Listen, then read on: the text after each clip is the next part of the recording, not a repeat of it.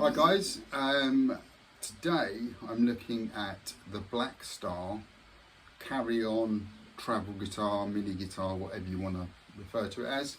And the reason that I'm doing this is not necessarily to review the guitar. I mean, the guitar is great. I will talk about that, but more to explain the difference, or in the fact that you can buy this brand spanking new from a music shop, pretty much online anywhere, for about 169 quid, which is cheap, and its price varies. And some people, will know about it. Some people won't. That's what I'm doing here. Is essentially what is the difference between people when they go, oh, this is the first series or the original Blackstar, compared to the one that's out there now. This one's been discontinued. This is the series one, the first one that Blackstar worked on and developed.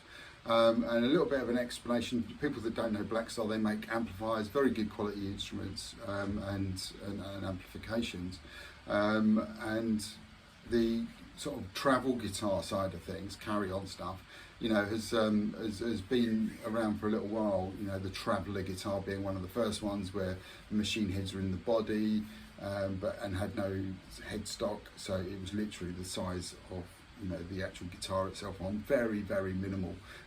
Great guitars, they work really well for what they're designed for, which is travelling, and you can just shove it in a little bag and away you go. This very similar, it comes with a gig bag, reasonable quality gig bag, and it has PAF pickups, which are coil tapped, volume and tone obviously, and strings going through the body with a Gibson style bridge. Machine heads are obviously encased machine heads, decent quality overall, very well built. Now both versions, the newer version and this version, have the same hardware pretty much. The difference is that the first series of these were designed in collaboration with Gordon Smith guitars. Now, if you don't know who Gordon Smith guitars are, or you've never seen one, look it up online. They're a British-made guitar company, very, very high quality, hand-built, hand-finished, very basic, in the sense that we have PRS that have all the lovely flourishes and they look fantastic as well as play phenomenally well. Gordon Smith sort of went for let's make a guitar that actually plays really well and is very well built, and let's not necessarily worry too much about the high gloss finish and the tiger stripes, etc., that you get on those other guitars, which basically brought the price down. We're talking a while back now, but they've been around for a little while, Gordon Smith. And how'd you tell the difference? Okay, what you do is you flip it over, and you'll see on the headstock there's some information there. But more importantly, the most obvious and simple way of looking at it is that Gordon Smith versions are a fixed through neck, whereas the newer ones are bolted on. So basically that's where they have reduced the price over the period. So a lot of people go, I've seen these when they first came out, they were 200-300 quid or whatever they were, and now they're 169 quid. They brought the price down. Wow, that's great. It is, but it's no longer in collaboration with Gordon Smith, although the guitar probably feels the same, apart from the fact of being bolt on. And obviously by having a bolt on neck and a body, you can actually sort of get those produced a lot cheaper than a through neck, what I would refer to as a more crafted instrument in that context. So it's up to you, to be honest. From my perspective, I've owned Gordon Smith guitars in the past, and I thought they were great. I thought they were really well built. They played exceptionally well and sounded good. And I'm surprised they haven't actually sort of risen and done more in the guitar world. Alongside the sort of PRSs and the Fenders and the Gibsons. I think the names are the things that sell a lot of guitars and instruments, to be honest, and you're competing with that rather than the actual build quality of the instrument. That said, you know, anyone that's played them or anyone that gets a chance to play one, definitely have a go, and you'll see what I mean. They just feel really good. Now, just to give you a little bit of a, you know, insight into this instrument, and again, you know, the sounds that I might make out of this, whether they're good or bad, are going to be very, very similar to what you would buy for the current version, the 169 £200 mark one. But from my perspective, this one, you know, the action's low, very well finished off, and you've got the beading around the side of the body and up the neck. I don't, to be honest, you know, I'm assuming that the, you know, the newer versions have got all of that, but they may not have, just to cut costs a little bit. But they'll have the same pickup, the same electronics. They're passive, so I'm playing this through a little Roland mini cube amp, so it's nothing special, it's going straight into it. I'm not playing it through any effects, but just to give you, to put a little bit of chorus on and give you an idea of the sort of sounds, just to go through the sounds. So this is with the coil tap on, which basically means that you're halving the volume of the pickup, and volume full up with the chorus sound on with a little bit of delay, and this is the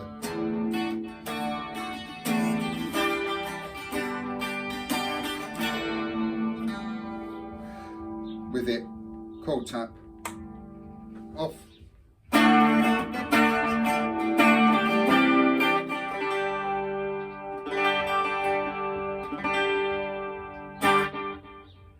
And obviously, if you're using a valve amplifier, you know, that's enough. That will be enough to set the gain and everything else, so that you can have a clean sound, and then you'll just push it in and you'll get that overdriven sound.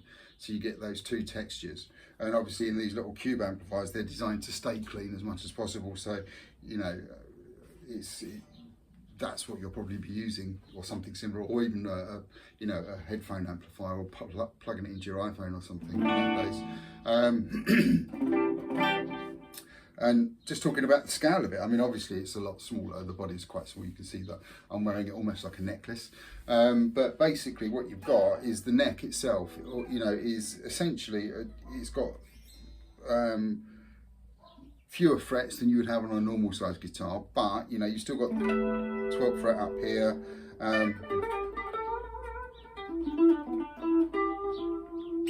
And the spacing of the frets. Obviously it's a short scale, but, you know, it actually feels like you're playing a normal guitar. So yeah, it's comfortable to play. As I say, this is the Gordon Smith one, but this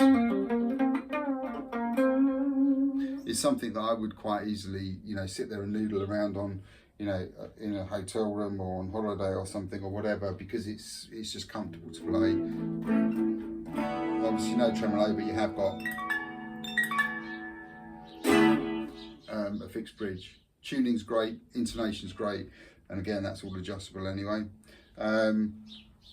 You've got a sort of satin finish neck. That again is something that Gordon Smith, I've always known. There's only been a couple of Gordon Smiths that I've seen or played that have had a lacquered finish neck, but you know, they were always natural. They had the back side of these guitars is very much how Gordon Smith used to produce their guitars all over. So they didn't really use paint at all. It was really, you know, all just oiled wood, and again, cutting costs, but also it meant that you could actually see that it was a solid piece of wood and any imperfections were visible.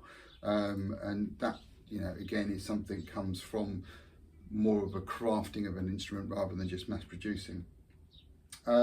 Just to give you a little bit of a sound, really, with you know, with regards to just running through the colours of the thing, really. But so you've got, with a little bit more of an overdrive, you've still got the heavy metal grungy stuff that you can get out of it.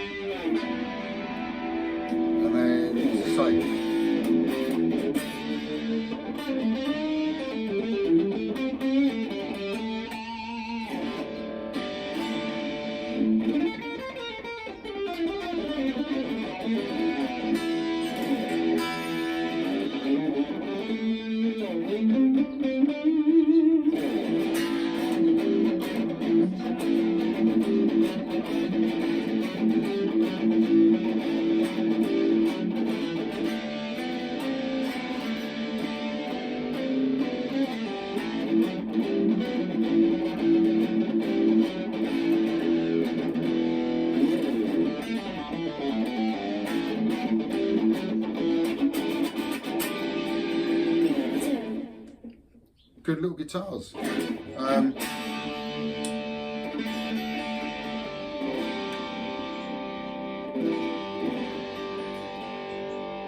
again, the tone, cutting the tone off.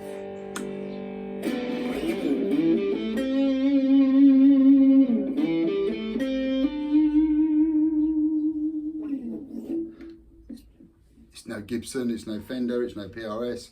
It is what it is. It's a very, you know, well built little guitar. And out of all the sort of travel guitars that I've played over the various long years that I've had, is, you know, this is probably one of the better ones. You know, it just feels a little bit better. It feels like a guitar. And again, that cutaway that you've got here, and this Gordon Smith, very, very much a Gordon Smith design. You know, whether it, you know, it's called Blackstar or not, but this feels like a Gordon Smith, especially with that through neck and the way that it's, you know, essentially blended into the body, makes it very comfortable to play higher up as well. And yeah, absolutely. You know, if you get a chance to get the Gordon Smith one, my recommendation is, you know, get one.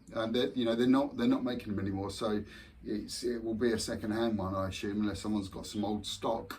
But ultimately, you know, if it is the Gordon Smith edition, the first edition, they're probably worth getting hold of, because, you know, you're probably not going to be able to get them, and they'll probably go up in price, to be honest, if it's an investment thing.